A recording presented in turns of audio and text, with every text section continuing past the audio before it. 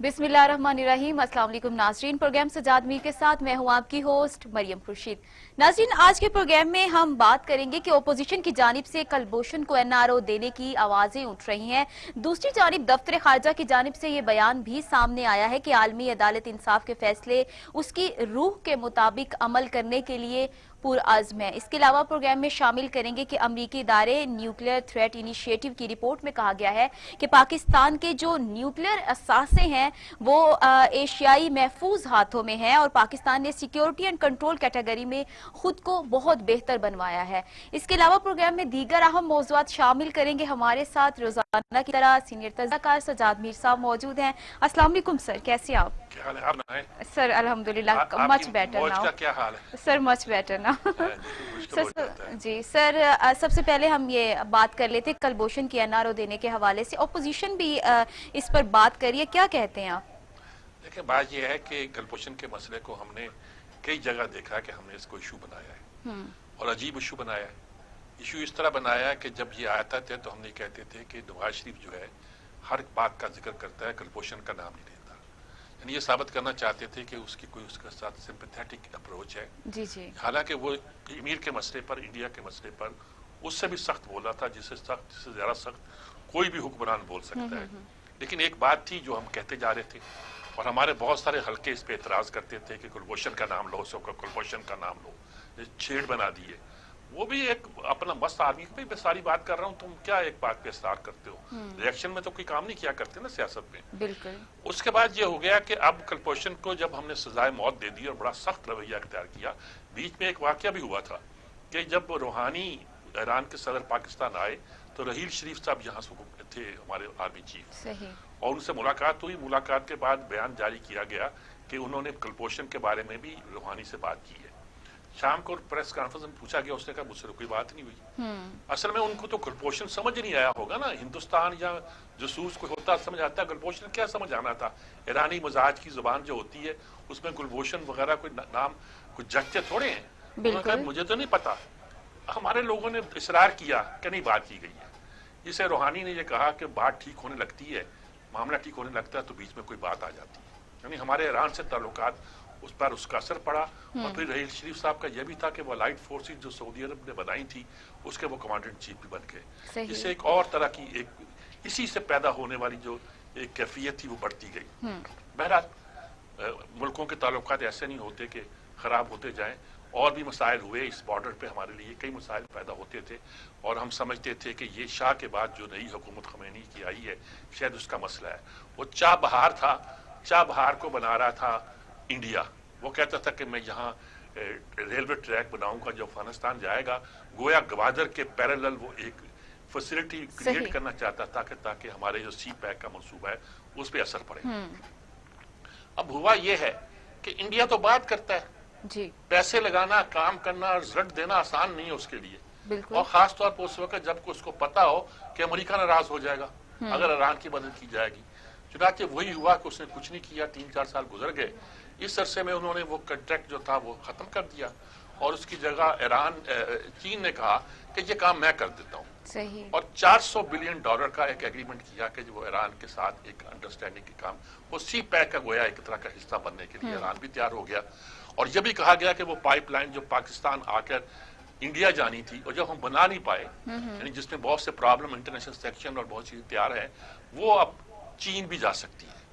गोया अब वो पाइपलाइन बन भी सकती है अगर चीन की मदद हमें हासिल हो जाए और उस पर हम आगे चलने लगे। तो रिजल्ट ये है कि चीन के स्ट्रेटेजिक इंटरेस्ट जो पैदा हुए हैं ईरान के अंदर, उसकी वजह से एक सूरत हाल जो है बिल्कुल बदलती हुई दिखाई देती है। और कुलभूषण का मसला जो जिसकी वजह से ईरान के साथ हमारे ताल्लुकात के ये वहां से पकड़ा गया था, वहां से ऑपरेट होते हैं, वहां से करते हैं, वो एक तरह का अब दब जाएगा। और इस सिलसिले में हमसे कहते हैं कि इंटरनेशनल कोर्ट ऑफ जस्टिस का जो फैसला है उसकी रूह के मुताबिक अमल किया जाएगा। भाई जब आप वहां गए थे तो आपको पता ही नहीं था कि वहां कैसा फैसला होना है, कैसे हो गया। जब हो गया तब आपने फिर अपील की और अपील में आपने वकील अपनी मर्जी का चुना और लेकर आए और उसके रिजल्ट के तौर पर हुआ। लेकिन उन्होंने कहा कि आप उन्हें फिलहाल सजाए मौत नहीं दें, क्योंकि दुनिया की कोई भी मुल्क जो है, हालांकि अमेरिका की 14 रियासतों में सजाए मौत है, उस सजाए मौत को कुछ ज्यादा अच्छा नहीं समझते। वो तो उस असूल के तहत हुई। लेकिन उसके साथ उन्होंने कहा कि आप उन्हें جو انٹرنیشنل جسٹس کے اصول ہیں اس پر عمل کریں گے، یعنی کہ آپ اسے کونسل رسائی دیں گے، یعنی یہ کہ آپ انہیں اپیل کا حق دیں گے۔ اب ہمیں اسے اپیل کا حق دینا چاہتے ہیں، کونسل رسائی دیتے ہیں تو ان کا کونسل جنرل بھاگ جاتا ہے یا سفیر بھاگ جاتا ہے، آتا ہی نہیں ہے۔ ہم انٹرنیشنل اس کو رسائی دینے کی بات کونسل رسائی دینے کی بات کرتے ہیں تو یہ صورتحال پیدا کرتے ہیں۔ ہم کہتے ہیں اپیل کرو، تمہیں اپیل کا حق ہے، وہ کہتے ہیں ہم کرتے نہیں، آپ لگا دو پھانسی ہم پر۔ تو ایسی صورت میں پاکستان نے یہ کیا ہے کہ وہاں اپیل خود دائر کر دی ہے، اور دائر کرنے کے بعد کہا کہ ان کو کونسلر فراہم کیا جائے، وکیل فراہم کیا جائے تاکہ وہ لڑے۔ بھارت کو اس طرح ہے کہ بھائی ہم کہیں گے ہم ان کی بات کوئی مانتے نہیں ہیں، نتیجے کے طور پر انہیں چھوڑنا پڑے گا۔ اور پاکستان جو سمجھتا ہے کہ جو انٹرنیشنل کورٹ آف جسٹس نے بات کی ہے ہمیں اس پہ عمل کرنا چاہیے، آگے بڑھنا چاہیے۔ دیکھیے ریمنڈ ڈیمرس بھی ہم نے جون بگا دیا تھا، اور یہ بھی مسئلہ اتنا سینسٹیو ہو گیا ہے کہ اس کو چھوڑنا ہمارے لیے آسان نہیں ہے، اور اگر نہیں ہم چھوڑیں گے تو انٹرنیشنل پریشر اپنی جگہ ہوگا۔ ہم اس کو کیسے ڈیل کرتے ہیں، کیا نہیں کرتے ہیں، کیا ہم سچ مچ سافٹ ہو رہے ہیں، کیا ہم سچ مچ جس بندے کے بارے میں کہہ رہے ہیں کہ کراچی میں فسادات کا ذمہ دار یہ تھا، جس کے بارے میں کہتے ہیں کہ بلوچستان میں بیٹھا ہوا سیل چلا رہا تھا، اب کیا اس کے بارے میں ہمارا رویہ نرم ہوگا؟ کیا اب ہم اپنے وزیر اعظم سے کہیں گے کہ جب یو این او میں جائے تو گلبھوشن کا نام لے، یا وہ نام نہیں لے گا، یا وہ کہے گا دیکھیے ہم نے انٹرنیشنل کورٹ آف جسٹس کی بات کو مان لیا؟ تو یہ اپنے گلے میں پڑنے والی بات ہے۔ اس سے یہ بھی پتہ چلا کہ فارن افیئرز کے معاملے اتنے آسان نہیں ہوتے۔ بالکل اس وقت اگر ہم نے کہا تھا کہ رگڑ دیں گے، کر دیں گے ایران کو بھی فلاں، دیکھیے یہ ایٹیچیوڈ ایک آپ کا ملیٹنٹ اپروچ تو ہو سکتی ہے، ڈپلومیٹک نہیں ہو سکتی۔ تو ڈپلومیٹک اپروچ جو ہم اختیار کر رہے ہیں اس میں بھی ہمیں پاکستانی عوام کو بھی ذہنی طور پر تیار رکھنا چاہیے کہ جو کچھ بھی ہوگا وہ سفارتی آداب کے مطابق ہوگا، اور سفارتی آداب کے مطابق کوئی کام کرنا جو ہے وہ بزدلی نہیں ہے، بلکہ وہ بڑی پابندی کی بات ہوتی ہے کہ آپ کسی چیز پر ڈٹے رہیں اور جم کے اس پہ بات کریں۔ جی سر، پاکستان کے پاس کوئی دوسرا آپشن نہیں تھا؟ دوسرا آپشن کیا؟ سزا نہ دیتے، چھوڑتے تھے۔ ایک بندہ آپ نے پکڑ لیا ہے اور پکڑنے کے بعد آپ کو معلوم ہوا کہ اس نے جو ہے آپ کے ملک کے خلاف سازش کی ہے، تو آپ کیا کرتے ہیں اس کے بارے میں؟ آپ جاسوسی کا بھی الزام لگاتے ہیں، آپ یہ بھی کہتے ہیں کہ وہ یہاں سیل چلا رہا ہے، آپ یہ بھی کہتے ہیں اس نے ہمارے یہاں دہشت گردی کی ہے، تو کیا کرتے آپ؟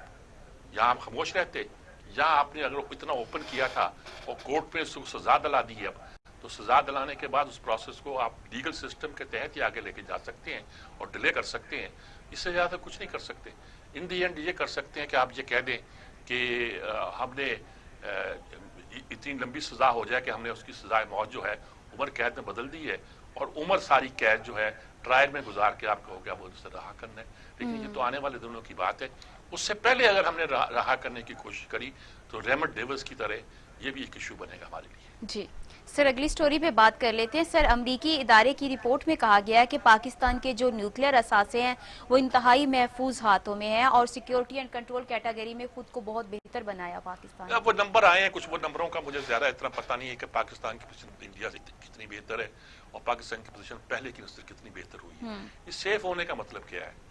سیف ہونے کا کوئی مطلب یہ ہے کہ ایک تو ہمارا جو نیوکلیئر پروگرام ہے اس کو ہم نے تمام جو سیف گارڈز ہیں وہ اس پہ عمل کر رکھا ہے۔ جی اچھا، لوگ شک بھی کرتے ہیں کہ شاید ہم نے اپنی سب چیزیں نٹ بولٹ کھول کے الگ الگ رکھا ہوا ہے اس لیے اسے سیف کہتے ہیں، وہ بھی ایک پروسیجر کا حصہ ہوتا ہے۔ صحیح۔ اور ہم نے سارے وہ انٹرنیشنل پروسیجر جو اس کے لیے ضروری ہوتے ہیں وہ کر کے رکھے ہیں کہ ایسے نہیں ہے کہ اچانک بٹن دب جائے، میزائل چل جائے اور ایٹم بم جا کے ہندوستان کے کسی شہر میں گر جائے، ایسا نہیں ہے۔ اور ہم بہت چنانچہ جب کبھی پاکستان اور ہندوستان کے درمیان حالات نازک ہوتے ہیں اور پاکستان تیاری شروع کرتا ہے تو نظر آ جاتا ہے انڈیا کو بھی، دنیا کو بھی، کہ پاکستان تو سیریس ہو گیا ہے اور وہ اس پہ بیٹھ جاتے ہیں۔ ورنہ اگر ہر وقت آپ اپنے اسلحہ خانے کو، گھوڑے تیار رکھنے چاہیے، لیکن گھوڑے تیار رکھنے کا مطلب یہ نہیں ہے کہ آپ گھوڑے پہ زین ڈال کے اوپر بیٹھے ہوئے ہوں اور ہر وقت بیٹھے ہوئے اس کی باغیں جو ہیں ہلاتے رہیں اور کرتے رہیں، یہ ممکن نہیں ہوا کرتا۔ یہ اس طرح جو بات ہے بنا نہیں کرتی۔ یہ اس کا ہمارا مل جانا اس بات کی علامت ہے کہ جو دنیا ہمیں دہشت گرد کہتی رہی ہے اور کہتی ہے اور ہر چیز کی ذمہ دار ہمیں قرار دیتی ہے، وہ اس بات کا اقرار کر رہی ہے کہ ایٹامک انرجی کے حوالے سے ہم نے پورے وہ سیف گارڈ رکھے ہوئے ہیں جو اس کے لیے بہت ضروری ہیں، اور جس کی وجہ سے یہ بات جو ہے آگے چل سکتی ہے۔ جی سر، اسی پر بات کرنے کے لیے ہمیں ڈیفنس اینالسٹ ماریہ سلطان نے ٹیلی فون جی، ماریہ سلطان جو ہماری بہت ہی one of the best round defence analyst of Pakistan, کوئی شک نہیں ہے اس میں جی، ان سے بات کرتے ہیں۔ السلام علیکم جی۔ السلام علیکم جی۔ اچھا جی، بہت ایک سیدھی سوال ہے، یہ جو امریکہ سے آیا ہے ان کا جو ایک ادارے نے یہ کہا ہے کہ ہماری جو سیکورٹی کے نیوکلیئر سیکورٹی کے جو بندوبست ہے وہ بہت سیف ہے، بہتر ہے، انڈیا سے بہتر ہے اور اس میں اور بہتری آئی، اس کو کیسے انالیسس کریں گے آپ؟ کیا ان کا یہ مطلب ہے کہ ہم نے شاید اپنے گھوڑوں کی زیریں کھول دی ہیں اور ان کو آرام سے بیٹھنے کی اجازت دے دی، یا اس کا یہ مطلب ہے کہ ہم تیار تو ہیں لیکن ہم نے تحفظ کے حفاظت کے سارے بندوبست کیے ہوئے ہیں؟ کیسے کہیں گے؟ میں اس بات کو اس سے زیادہ کھول کے بیان نہیں کرنا چاہتا، آپ کیسے کہیں گے؟ اب دیکھیں، یہ جو این ٹی آئی جو انسٹیٹیوٹ ہے امریکہ کا، یہ ایک نان گورنمنٹل انسٹیٹیوٹ ہے جو نیوکلیئر سیکیورٹی سمٹ پروسیس اگر آپ کو یاد ہو، جی اس کے بعد انہوں نے آواز خاص تیز کریں، میں نے کہا اگر آپ کو یاد ہو میں ان کو کہہ رہا ہوں، جو جی ان کو کہہ رہا ہوں، جی جی اچھا فرمائیں۔ اگر آپ کو یاد ہو تو نیوکلیئر سیکیورٹی سمٹ پروسیس جو ہے، جس میں بین الاقوامی نیوکلیئر ایٹمی سیکیورٹی کے لیے اور اس کے تحفظ سے منسلک مختلف اقدامات کے لیے ایک بین الاقوامی لیڈرشپ سمٹ کی گئی تھی اور مختلف سمٹس اس کے ساتھ ہوئی تھی۔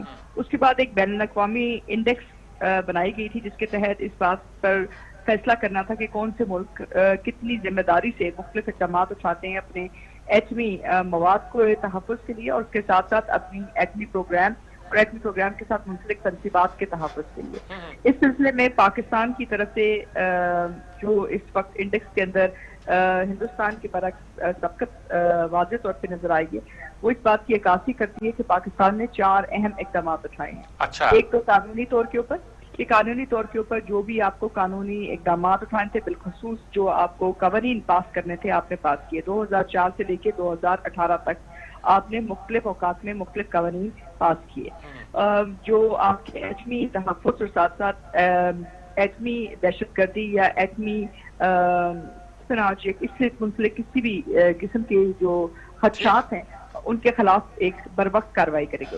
دوسری چیز آپ کی بین الاقوامی ادارے جو انٹرنیشنل اٹامک انرجی ایجنسی ہے، اس کے ساتھ جو سیف گارڈز ہیں، یعنی کہ ہم کتنی حد تک اپنی تنصیبات کو محفوظ رکھتے ہیں ڈیزائن کے لحاظ سے، کتنی حد تک ان کو محفوظ رکھتے ہیں بین الاقوامی دہشت گردی کے خدشے کے لحاظ سے، اور اس کے لیے ہم نے کتنے جو ہے اقدامات اٹھائے ہیں، تو اس میں آپ کی کیا کارکردگی ہے، اس لحاظ سے آپ کی جو کارکردگی ہے وہ بہت نمایاں بھی تھی اور واضح۔ تیسری یہ تھی کہ جو بین الاقوامی جو مختلف کانفرنسز جو مختلف انیشیٹوز ہیں، اس کے اندر پاکستان نے کتنی حد تک شمولیت اختیار کی اور پاکستان کا پروگرام کتنی حد تک شفاف رہا ہے۔ تو یہ کچھ چیزیں ہیں جس کی جو ہے نہ صرف کی بنیاد کے اوپر یہ انڈیکس اس بات کا فیصلہ کرتی ہے کہ کس ملک نے کتنی ذمہ داری سے یہ چیزیں کی ہیں، لیکن اس کے ساتھ ساتھ کیا یہ ایک مسلسل کارروائی ہے اور قومی سطح پہ بھی اور بین الاقوامی سطح پہ بھی اور علاقائی سطح پہ بھی۔ تو یہ تمام چیزوں کے موازنہ کرنے کے بعد ایک انڈیکس میں نمبر دیا جاتا ہے۔ تو اس کے تحت پاکستان کی جو سبقت ہے وہ اس بات کی عکاسی کرتی ہے کہ جو پاکستان کا موقف تھا نیوکلیئر سپلائز گروپ میں، کہ پاکستان کا ایٹمی پروگرام نہ صرف ایک ذمہ دار ایٹمی ریاست کی عکاسی کرتا ہے، لیکن پاکستان اس کے لیے مختلف اقدامات بھی اٹھا رہا ہے اور بین الاقوامی سلامتی کے لیے کہ جو نیوکلیئر مواد یا نیوکلیئر تنصیبات کے تحفظ کے ساتھ منسلک ہے کہ آپ ان کو محفوظ رکھتے ہیں، اس کے لیے تمام تر اقدامات موجود ہیں۔ نہیں، اس کا کہیں یہ مطلب تو نہیں ہے کہ ہم نے جتنی ہماری تیاریاں نیوکلیئر ڈیٹرنٹ کے طور پہ ہونی چاہیے اس میں کوئی کمی کر دی ہے؟ یعنی کہ ایک شک تو پڑ سکتا نا لوگوں کو، عام آدمی کو۔ آپ نہیں، یہ ایسی بات نہیں ہے۔ اس کا مطلب یہ ہے کہ آپ کی جو ایٹمی تنصیبات ہیں، آپ نے اگر ان کے اندر کسی قسم کی کارروائی ہوتی ہے تو آپ نے اس کے لیے قوانین اٹھائے ہیں کہ وہ قوانین اس بات کو واضح کرتے ہیں کہ کسی قسم کی کارروائی آپ کی ایٹمی تنصیبات، ایٹمی مواد یا ایٹمی جو آپ کے پروگرام سے منسلک لوگ ہیں، اگر ان کے خلاف کسی قسم کی کارروائی کی جائے گی تو آپ نہ صرف بروقت ان کے خلاف اقدامات اٹھا سکیں گے، لیکن قانونی طور پہ بھی آپ قانونی کارروائی کریں گے۔ کیونکہ مختلف اوقات میں اگر آپ کو یاد ہو ایک خان کے وقت میں سب سے بڑا مسئلہ کیا تھا؟ سب سے بڑا مسئلہ یہ تھا کہ آپ کے پاس وہ قوانین ہی موجود نہیں تھی جو اس بات کی عکاسی کرتے تھے کہ کیا یہ جرم ہے یا نہیں۔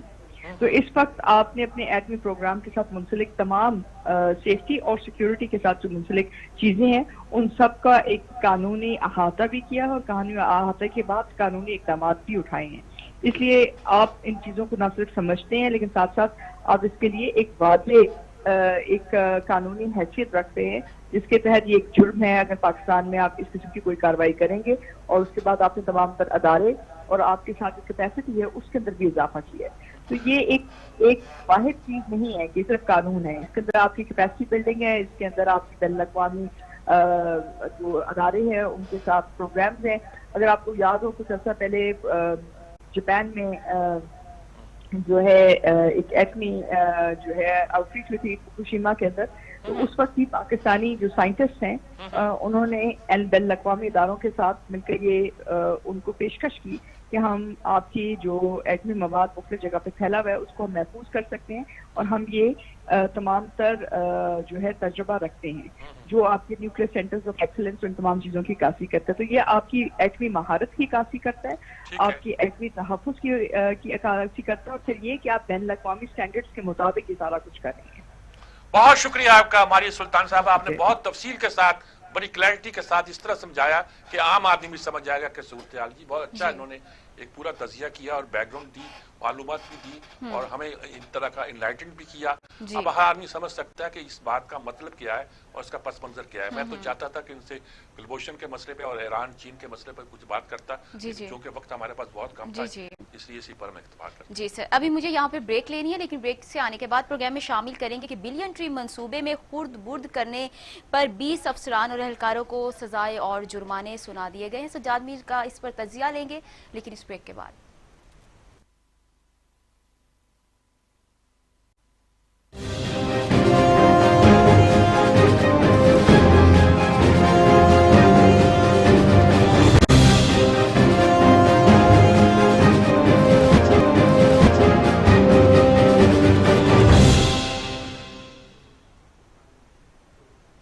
वेलकम बैक नाज़रीन। सर, बिलियन ट्री मंसूबे में 20 अफसरान और एहलकारों को जुर्माने और सजाएं किए गए, क्या मामला है ये? अरे मामला ये है कि पिछले दिन मालाकड़ एजेंसी के बारे में भी आया था कि वहाँ कुछ लोगों को बिलियन ट्री, दावा तो ये था कि उन्होंने बिलियन ट्री लगाए हैं। जी जी, बिलियन ट्री से ऊपर टिक लगाए हैं और बार बार इमरान इसको इस्तेमाल करते हैं और हम भी अपनी खबरों में इसको बयान करते हैं कि जी बिलियन ट्री का मंसूबा था और बिलियन ट्री लगे नहीं, कहाँ दिखाएं।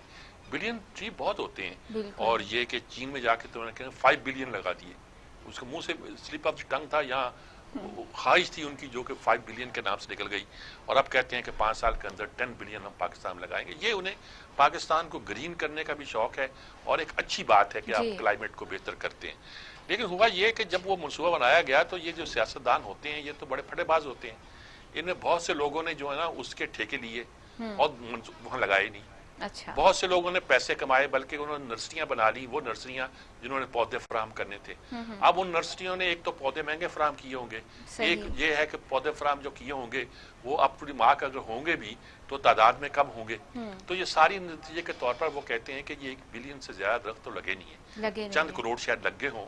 अच्छा, उसमें भी घपले हुए। अब उसमें एक आध उन्होंने तहकीक का हुक्म दिया, बल्कि एक तो हुआ कि नैब क्यों नहीं पकड़ती, नैब किस पे क्यों काम नहीं करती, जब इतना बड़ा इल्जाम है तो पकड़ के अंदर ही करे। बिल्कुल, बाद में कुछ करना होगा तो कल मालंग जब्बा है, ये कुछ, और ये आरबीटी जो मंसूबा है बस सर्विस का पेशावर का, इन पे तो सब लोग कहते हैं कि इन्हें अंदर होना चाहिए। बहरहाल उस पर तो खैर वो स्टे ऑर्डर भी ले आए। इन तमाम बातों के बावजूद जो है वो असल बात यह है कि ये बात कि वो उस पर कुछ लोगों को सजा देना चाहते हैं, साथ ये बात भी साबित होती है कि इस मनसूबे पर जो गड़बड़ और होने की जो निशानदेही अपोजिशन करती है वो गलत नहीं है, क्योंकि कुछ लोग तो पकड़े गए, सजाएं भी थी। अच्छा, हम अजीब लोग हैं, अगर सजाएं ना देते पकड़ते ना तो हम कहते हैं देखिए जिन्होंने नजरअंदाज किया हुआ है। अब लेकिन सजाएं तो कहते हैं ना ऊंट के मुंह में जीरा वाली बात है। मनसूबा बहुत बड़ा है और 1 अरब दरख्तों को काउंट करना भी आसान नहीं है। काउंट करने की बात नहीं है, अंदाजा लगाना कि दरख्त कहाँ लगे, कैसे लगे, क्यों कर लगे। इस पे पीटीआई कुछ जरा तकरीरों में तो कहती है हमने बिलियन ट्री लगाए, लेकिन अपने अंदाज में अपनी गुफ्तगू में वो जरा खामोश सी हो जाती है, जैसे अंदर का चोर है जो कहीं बाहर से पकड़ा जा रहा है। तो ये एक बड़ा मंसूबा था जिसके बारे में कुछ सजाएं हुई हैं, तो ये खुशकुन बात है। और दूसरी तरफ ये बात का ज़ाहिर भी है कि गड़बड़ कहीं ना कहीं कुछ ना कुछ तो हुई है, ये कहा जा सकता है इसके बारे में।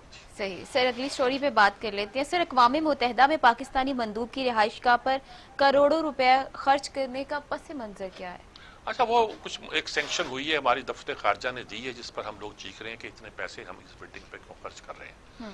तो वजाहत की आज आयशा फारूकी ने, जो हमारी काउंसलर भी रही हैं, वहाँ गालिबन लॉस एंजलिस में रही हैं शायद, और अमेरिका में किसी शहर में आजकल हमारी स्पोक्स पर्सन है। उन्होंने कहा है कि साहब ये इसका पस मंजर ये है कि जो बिल्डिंग जो है ये एक मंजर की बिल्डिंग या एक घर नहीं है, ये बहुत बड़ी बिल्डिंग है और ये एक तारीखी बिल्डिंग है और उसको बने हुए बहुत कई साल हो गए हैं। कई साल से मराद ये है कि 60-70 साल हो गए या उससे ज़्यादा हो गए, कुछ साल भी बताया उन्होंने। اتنی پرانی بلڈنگ کی اگر تزئین آرائش بار بار نہ کی جائے تو یہ ڈمپ ہو جاتی ہے. اور یہ بلڈنگ اتنی امپورٹنٹ ہے کہ یہ ایک طرح کا جسے کہتے ہیں نیشنل ہیریٹیج، قومی ورثہ میں امریکہ نے اسے شامل کیا ہوا ہے. جیسے ہم نے بھی بہت سی بلڈنگوں کو کیا ہوا ہے، قصر فاطمہ کو کیا ہے، فاطمہ قائد اعظم کے گھر کو کیا ہے، اور بہت سی بلڈنگیں جس کو ہم کہتے ہیں کہ یہ نیشنل اثاثہ ہے، ہیریٹیج ہے، وراثت ہے ہماری، اس کو ڈیمیج نہیں ہونا چاہیے.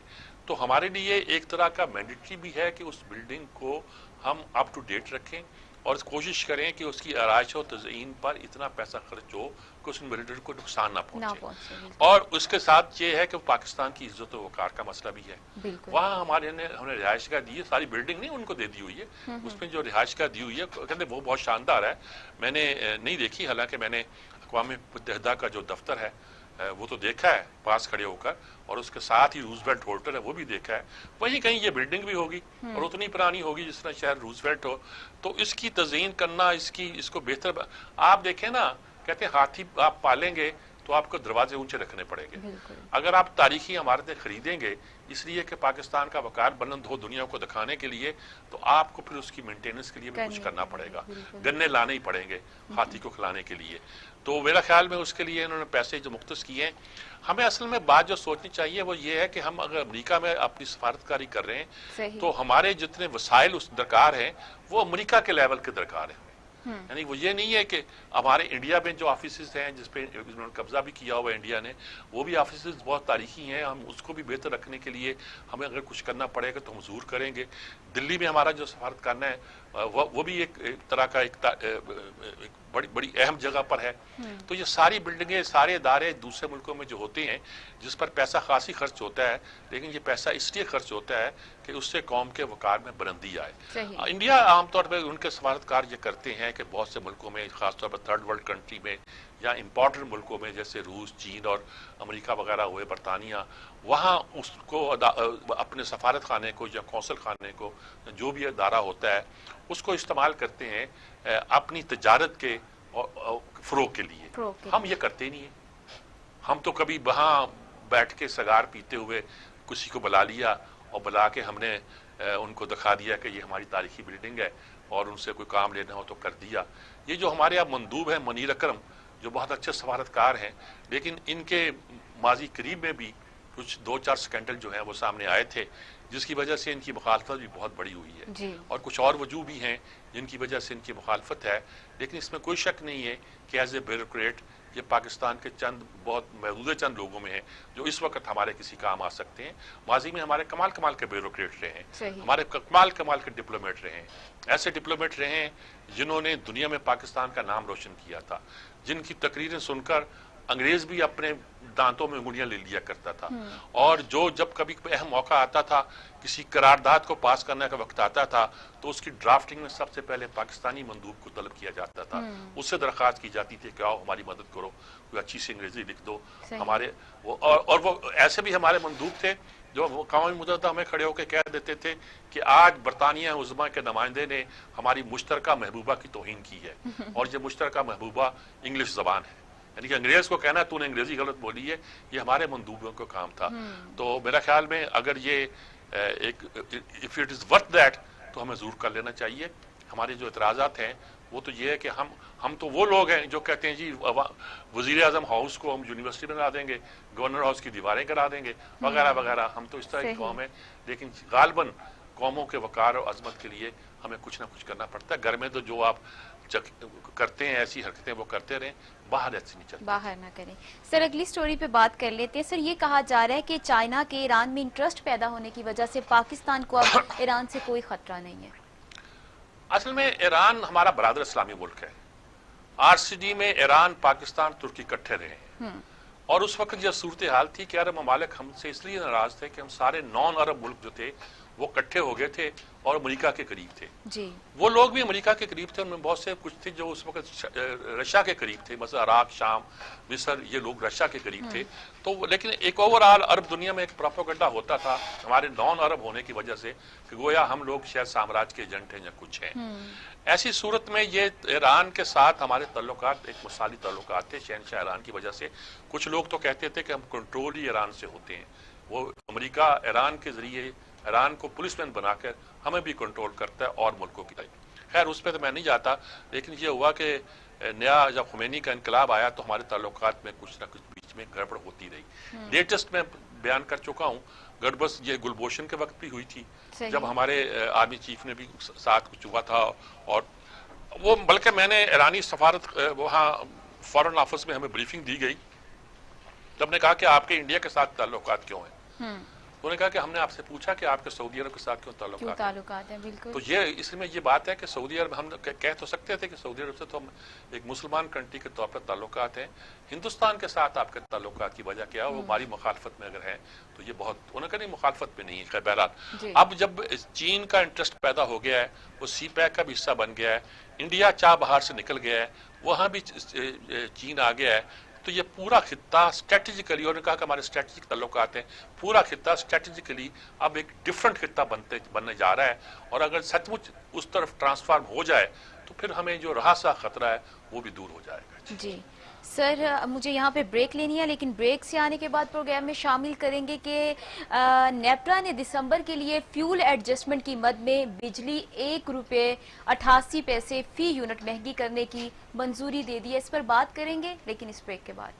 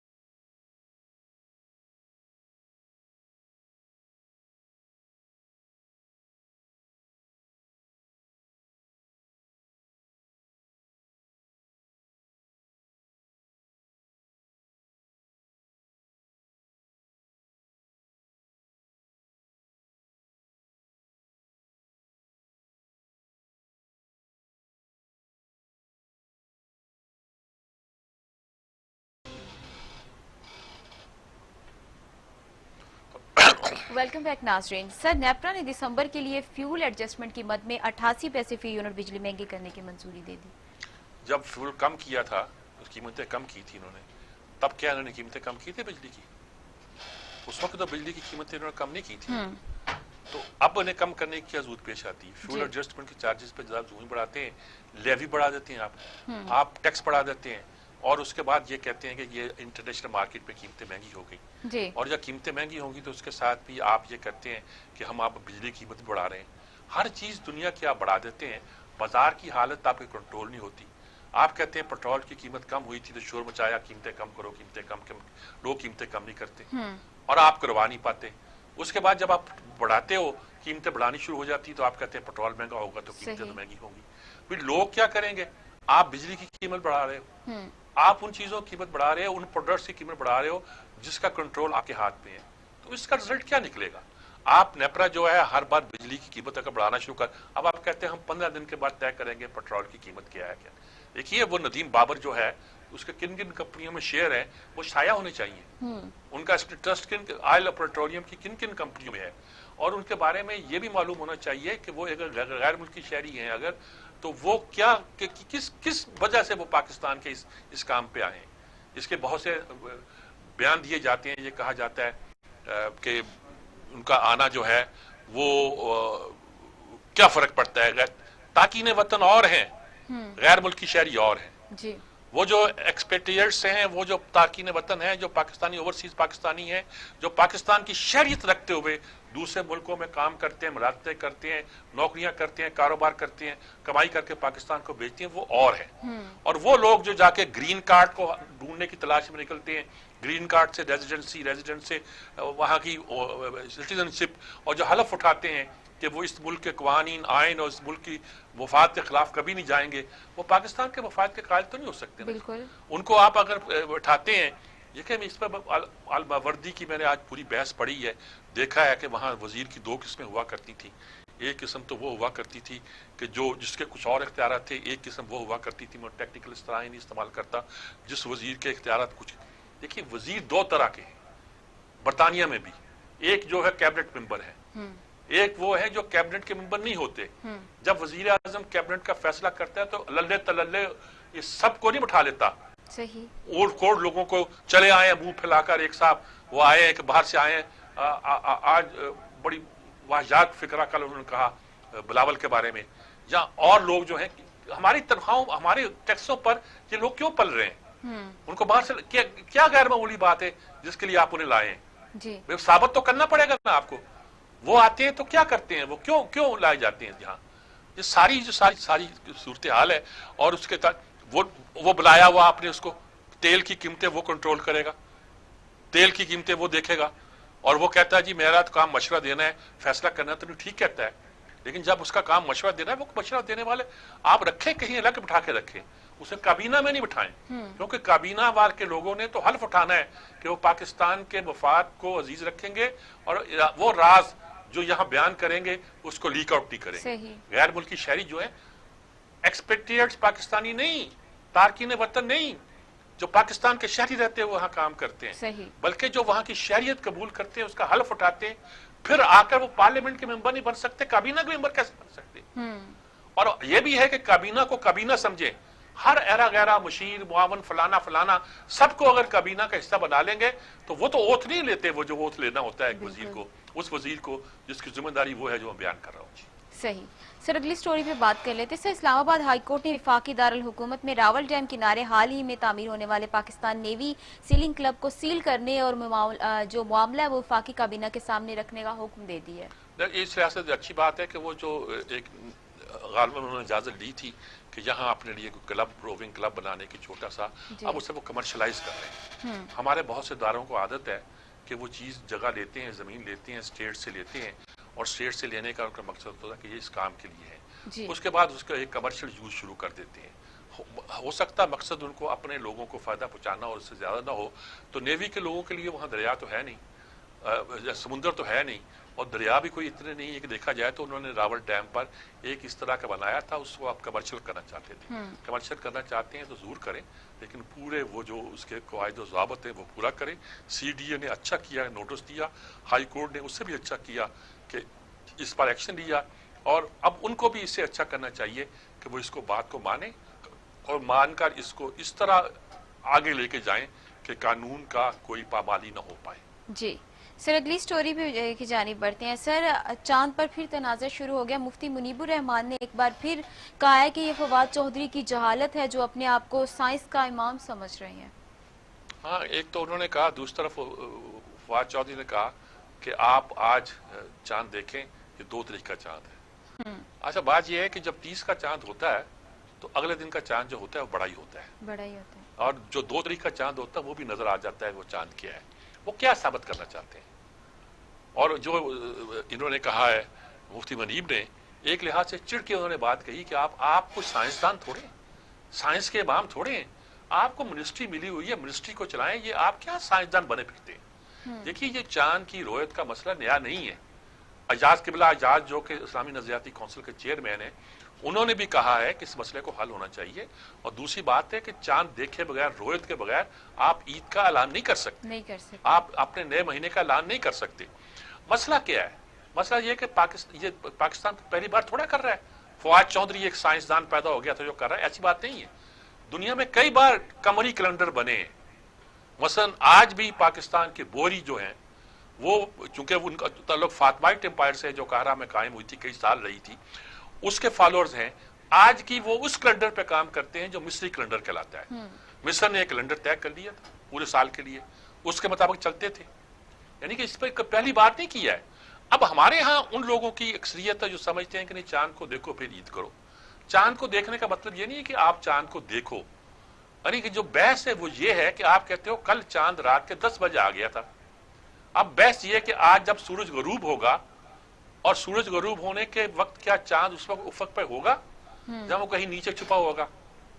अगर होगा तो फिर नजर आएगा कि नहीं नजर आएगा? इसके लिए आप ही ने पिछली बार बहसें की थी कि वो इस एंगल पर होगा, इतनी उम्र होगी तो नजर आएगा, वरना नजर नहीं आएगा। आप कहते हो चांद हो तो दिन नया शुरू हो गया। भाई चांद तो कल आ गया था, कल रात 11 बजे ऐलान कर देते चांद आसमानों में मौजूद है, हम देख सकते हैं अपने हालात के मुताबिक उससे, और उसको कर सकते हैं। वो आप नहीं करते। आप कहते हैं उसकी खास उम्र हो जाए, इतनी उम्र हो जाए कि गरूब आफ्ताब के वक्त वो वहां नजर आए। कमरी महीने का यही मतलब होता है ना, वो नजर आए उफक पर। वो अगर आप उसको असूलों को बता के ये बताएं कि चांद वहां उस वक्त अगर मौजूद था तो वो किस जगह था, क्या वो नजर आने की पोजीशन में था? नजर आने की पोजीशन में था तो रोयत है। रोयत का मतलब ये नहीं कि देखो, रोयत का मतलब ये है कि चांद ऐसी पोजीशन में हो कि नजर आ सके, और उसके लिए असूल आपने साइंटिफिकली तय किए हुए। फिर आप उस असूल के मुताबिक ईद का ऐलान क्यों कर रहे हैं, जिसके मुताबिक ये है कि चांद जब पैदा हो गया तो पैदा हो गया। वही पैदाइश, बच्चा जो है ना पैदा होते चलना शुरू नहीं कर देता, हम बच्चा चलता है तब उसका ऐलान करते हैं कि बच्चा जो है ना पाँव पर चलने लग गया। जी सर, अगली स्टोरी पे जाने बढ़ते हैं। सर, नई एहतसाब अदालतें कायम करने में माली और कानूनी मुश्किलात दरपेश होगी, उन्होंने अदालतों की तरफ से ये कहा गया है। असल में अदालत ने हुक्म दिया था कि एहतसाब अदालतें आपने कायम कर दी हैं, लोगों को 90 दिन के लिए आप जेलों में डालते हैं, उसके लंबे अरसा करते हैं, मुकदमा आप पेश नहीं करते, कई साल पड़े रहते हैं। जब मुकदमा के लिए आते हैं तो आपके पास प्रोसिक्यूशन का कोई चीज़ नहीं होती, अदालतें क्या फैसला करें? अदालतें जो हमारी बनती हैं इतने मुकदमात के लिए, इतने पूरे के लिए 120 अदालतें चाहिए, और वो आपके पास है नहीं। आप वो कायम करें जल्दी। अब हुकूमत गड़बड़ा गई क्योंकि उसने इस काम के लिए पैसे नहीं रखे हुए। देखिए, आपने कह तो दिया कि हमने स्ट्रक्चर बना दिया नैब का, आपने कह तो दिया, वहां लोगों को तनख्वाही मिल रही होगी बहुत ज्यादा, बड़ी बड़ी बिल्डिंग भी बन गई। अब जिसने फैसला करना है, आपने मुल्ज़िम को पकड़ना है, फैसला कराना है कि नहीं कराना, या पॉलिटिकल इंजीनियरिंग करनी है, उसके हाथ मरोड़ के, पाँव मरोड़ के, कान खींच के आपने उसको किसी पार्टी में शामिल करना है। ये सारे काम करके आपने उससे वो काम लेना है जो आप लेना चाहते हो। अगर ऐसा नहीं है तो आपको अदालतें बनानी है। अदालतें बनाने के लिए आपने फंड नहीं रखा हुआ। अब हुकूमत ने कहा जी हमारे पास तो फंड ही नहीं है। हमें पहले पता था आपकी औकात का, आप इंसाफ देना चाहते। देखिए, अगर आप लोगों को सेहत देना चाहते हैं तो उसके लिए पैसे रखने पड़ेंगे ना। आप तालीम देना चाहते हैं, पैसे रखने पड़ेंगे। आप इंसाफ देना चाहते हैं तो पैसे रखने पड़ेंगे। آپ ان کاموں کے لیے آپ نے پیسے رکھے نہیں ہیں اور آپ کہتے ہیں ہم بڑی بچت کر رہے ہیں. یہ بچت جائے باڑ میں جو ہماری بنیادی ضرورتیں پوری نہیں کرتے. ہمیں تو وہ اچھے لوگ لگتے تھے جو قرض لیتے تھے یا کیا کرتے تھے, اور ہمارے ملک کی ترقی تو کر رہے تھے نا جی. بجلی انہوں نے سارا مسئلہ حل کر دیا, انہوں نے سڑکیں بنا دی, انہوں نے اب اس بات کی توقع تھی اب کہ اب کارخانے چلیں گے. یہ ایک عجیب و غریب بات ہے. آج آپ نے زراعت پر بھی اور شاید کسی ایک اور چیز پر کچھ پیسے رکھنے کا فیصلہ کیا ہے کہ اس کو ہم آگے لے کے چلیں گے. یہ چیزیں آپ کو کرنی چاہیے تھی, کرنی چاہیے, لیکن آپ کہیں جی ہمارے پیسے نہیں ہیں, ہم زراعت کی طرف توجہ نہیں دے سکتے, تو پیسے کمائیں گے کہاں سے؟ صحیح. بہت سی چیزیں ہیں جہاں کمانے کے لیے, آئی ٹی میں کمانے کے لیے, بہت چیزوں کمانے کے لیے آپ کو فنڈ مقصد کرنے پڑیں گے. پرانی حکومتوں نے اس کام کے لیے جو فنڈ تھے وہ قرض لے لیے تھے, اور ان کا مطلب تھا 4-5 سال کے اندر ہم اتنا کمانے لگ جائیں گے کہ وہ قرضے بھی ادا کر پائیں گے اور ملک کو ترقی کی رفتار پر, اور وہ لے گئے 6% پہ لے آئے تھے. 5.5%, آپ 6% کہتے ہیں, لیکن اس سال اسے 7% ہونا تھا. آپ پھر لے آئے اسے 1% پہ, اور کورونا کے بعد اسے آپ مائنس پہ لے آئے. تو میرا خیال میں اپنی اس ساری فکر کو آپ کو سر نو سوچنا. سر آخری سٹوری پہ بات کر لیتے ہیں. سر مسجد الحرام کورونا کے باعث عرفہ کے دن اور عید کے دن بند رکھی جائے گی. اس کا مطلب ہے حج نہیں ہوگا. یعنی کہ اگر وہاں آپ طواف نہیں کر پائیں گے, اگر آپ وہاں صحیح نہیں کر پائیں گے, تو پھر حج کیا مطلب ہے؟ مطلب ہے کہ چند شیوخ, چند لوگوں کو آپ اجازت دیں گے کہ وہ حج کے لیے آئیں اور یہ رسم پوری ہو جائے. ورنہ عام سعودی عرب کا آدمی بھی مسجد حرام میں یعنی خانہ کعبہ میں جا نہیں پائے گا, اسے اجازت نہیں ہوگی, اور وہ عرفہ کے دن بھی اور عید کے دن بھی وہاں نہ نماز پڑھ سکے گا نہ کچھ کر سکے گا.